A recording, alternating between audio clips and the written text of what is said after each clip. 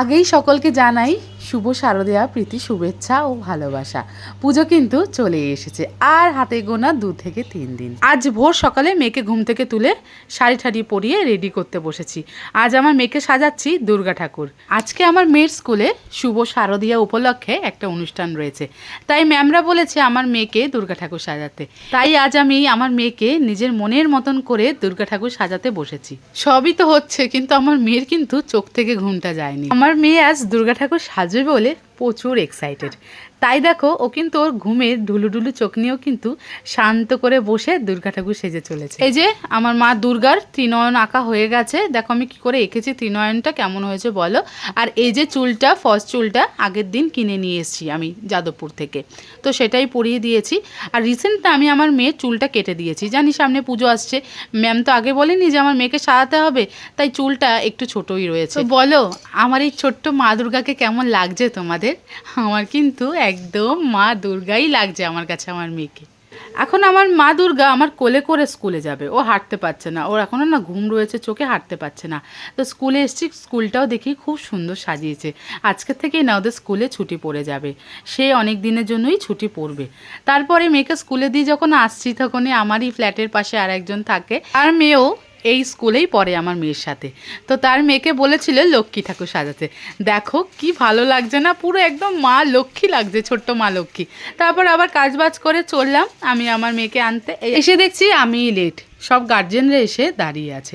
দেখো একে একে সব, এই যে মা সরস্বতী বেরিয়ে যাচ্ছে, তারপরে বেরোচ্ছে আজকে যে গণেশ সেজেছিল, এই যে লাল পাঞ্জাবি পরে এ সেজেছিল গণেশ। তারপর সব শেষে বেরোলো আমার এই যে আমার মা দুর্গা। এই যে দেখো না, শাড়ি নিয়ে আর সামলাতে পারছে না, এই মা দুর্গাকে দেখে সবাই রাস্তায় দাঁড়িয়ে পড়েছে ওর ফটো তুলতে। আর আমার মেয়ের স্কুলে আজকে একটা বেবির বার্থডে ছিল, তো তার জন্য এই গিফট হ্যাম্পারটা দিয়েছে সব কটা বাচ্চাকেই। আজকে যেন আমাদের সাথে কি ঘটেছে সেই ঘটনা তোমাদের সাথে শেয়ার করি। আমি যখন মেয়েকে স্কুল থেকে বাড়িতে নিয়ে যাচ্ছিলাম, এরকম অনেক লোকই আমার মেয়ের ফটো তুলছিল। তার মধ্যে থেকে একটা লোক বলছে, এই যে এটা তো আমার পুরো মা কালী, কারণ তার বাড়িতে না একটা ছোট মা কালীর মূর্তি আছে। সেই কালী ঠাকুরটা নাকি আমার তোরা বেবির মতনই ছোট্ট আর এরকমই মিষ্টি দেখতে। তা আমার তোরাকে নাকি তার মা কালীই লাগছিল, আমার তোরার মধ্যে নাকি সে তার মা কালীকেই দেখতে পাচ্ছিল। তাই সে কী করেছে, হাত ধরে আমার মেয়েকে নিয়ে গেছিলো তার ঘরে ওই কালী ঠাকুরকে দেখাতে। তাদের বাড়িতে কালী ঠাকুরের মন্দির আছে, তো আমরা গেলাম, নমস্কার করলাম, প্রণাম করলাম, খুব সুন্দর কালী ঠাকুরটা দেখলাম। বলে না বাচ্চাদের মধ্যে কিন্তু স্বয়ং ভগবান বিরাজ করে। যেই বাড়িটায় মা কালীর মন্দির আছে সেই বাড়ির থেকে আমার মেয়েকে অনেকগুলো ট্রফি দিয়েছিল।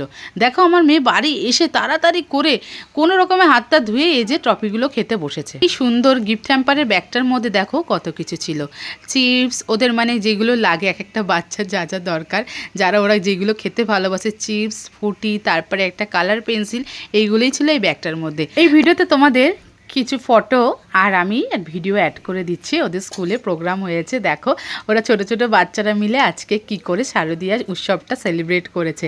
ওরা খুব সুন্দর নেচেছে। আজকের এই ছোট্ট মিনি ব্লগটা তোমাদের কেমন লাগলো কমেন্টে জানিও। আর যদি ভালো লেগে থাকে তাহলে প্লিজ সাবস্ক্রাইব করে লাইক শেয়ার করে দিও।